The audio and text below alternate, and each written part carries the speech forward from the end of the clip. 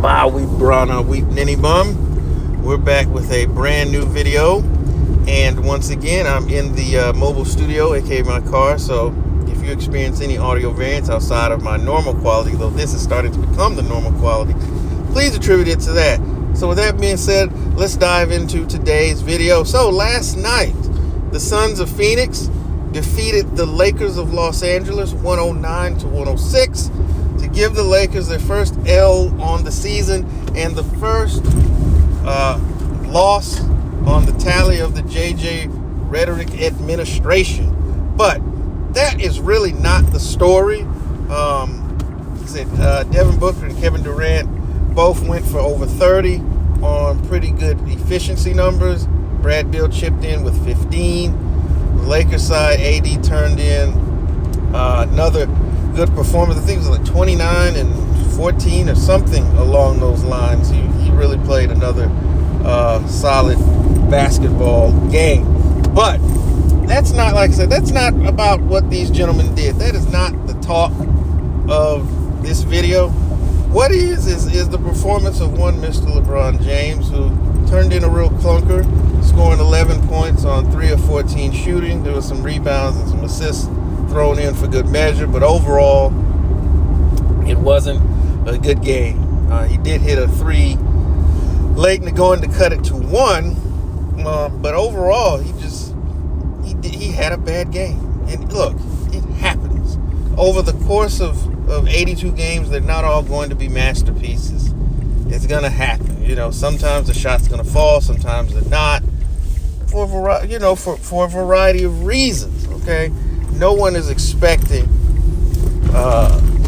these guys are not machines. So, there's a reason why every player in the league doesn't shoot 1,000% from the floor. You're going to miss some shots. You're going to have some bad games. That's to be expected. What is getting old and getting tiresome is any time there is some sort of setback, some sort of failure, something that happened in the course of LeBron's career or in a series or whatever, where it didn't work out in his favor. It's never, the other team did this, that, and the third, or, I didn't have my best today. I've got to come out and be better in order for us to be more successful as a ball club. Put it on me or whatever. I didn't play well. It's never that. Whether it's after you getting your rear end kicked in the finals, you come out there with your wife's scarf wrapped around your hand, blaming this mysterious broken hand. And strangely enough, a couple weeks later, you were seen on vacation without a cast. But that's neither here nor there. Whether it be already you blaming, when you were in Cleveland, roster construction, saying that you were too top heavy. Meanwhile, you were the hand that was instrumental in assembling this team. Or whether it be, you having this foot injury where you say you heard something pop, and then your media acolytes are putting that out in the media that you really should have had surgery and that you're going to have surgery. By the way, did he ever have that surgery? Asking for a friend, that's all. And now he's even retroactively going back to make excuses. If you recall on the podcast he had with his now head coach, where he said that the Miami Heat of the Wade, Bosh, and James era were in fact not super teams, and that they were filled out with a bunch of minimum guys, so they weren't a super team. To try to justify, rationalize them losing 2 out of the 4 finals in which they appeared. And so, in the spirit of that, coming off this bad game, 3 of 14, 11 points, not really a factor. He says that the reason for it was that he was ill. He was under the weather. That's what happened. So, surely it couldn't have been because he was just off or because the Suns were doing something defensively. No. It was because he was sick. And this is the issue that so many of us have had. Like, dude, you play a bad game. It's 1 of 82. Instead of just saying something, standing on it and owning it and saying, you know what, I didn't have a good game. I didn't shoot the basketball well. We've got to few days off before next game. Gonna go into practice, and try to correct some of the things that maybe I didn't do as well tonight, so I can play better for our ball club, or just I needed to play better. There's never any of that. It's always got to be some sort of extenuating circumstance when you come up short. And we've seen so many of the greats, the all-time greats, from your Birds to your Magics to your Kobe's to your Jordans, your Allen Iversons, your Vince Carters, your Shaquille O'Neals. All of these guys we have seen play, and sometimes they don't have their best stuff, but they're able to stand on it and say, you know what, I didn't have a great game today, but I'm going to play better. I have to play better in order to help our ball club get to where we want to be. And you just never hear that. It's always some excuse.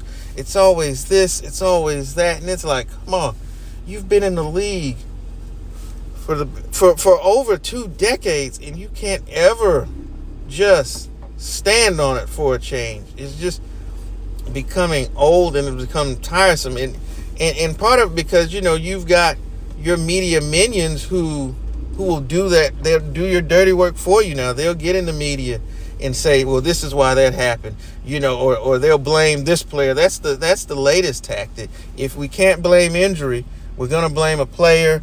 We're going to blame a coach.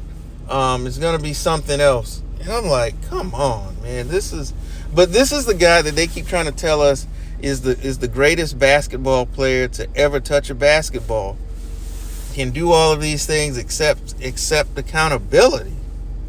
And whenever the few times he has had to face it, I wonder, I'm going to follow him. He has sought to avoid it like the plague.